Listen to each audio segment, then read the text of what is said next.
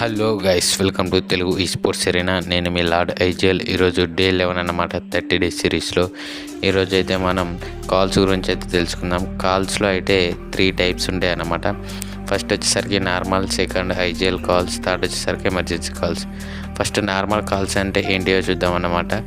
Plane పాత్ను బట్టి ఎక్కడ drop point అనేది చూజ్ చేసుకోవడం, అదేవిధంగా ఫైట్లో ఎంగేజ్ కాకముందే ఏ విధంగా స్ప్లిట్ రొటేషన్ అనేది డిస్కస్ చేయడం అన్నమాట. అదేవిధంగా ఇన్ఫర్మేషన్ గ్యాదర్ చేయడం అన్నమాట. ల్యాండింగ్ టైంలో చుట్టుపక్కల ఏరియాలో ఎనిమిది జీవితంలో లేదో చెప్పడం అన్నమాట. అదేవిధంగా ఇప్పుడు ఐజిఎల్ కాల్స్ గురించి చూస్తే, ఈ కాల్స్ అయితే ఐజిఎల్ ఇస్తారన్నమాట. జోన్ రొటేషన్, స్ప్లిట్, ఫైట్ తీసుకోవాలా వద్దా అనేది అయితే ఐజిఎల్ చెప్తారన్నమాట. ఆ కాల్స్ని అయితే మనం క్లారిటీగా వినాలి.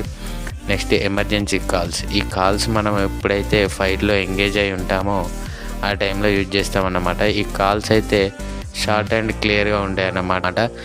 ఈ కాల్స్ అనేది అయితే టీమ్ టు టీమ్ చేంజ్ అవుతాయి అన్నమాట. సో వాళ్ళకి నచ్చిన విధంగా అయితే వీళ్ళు పిలుచుకుంటారు అన్నమాట. ఒక ఎగ్జాంపుల్ చూసుకున్నట్లయితే, పుష్ అంటే మాత్రం చాలా ఇంటర్నేషనల్ టీమ్స్లో ముంగడి టీం మీదకి రష్ చేయని అర్థం అన్నమాట. సో ఇలా ఉంటాయి అన్నమాట.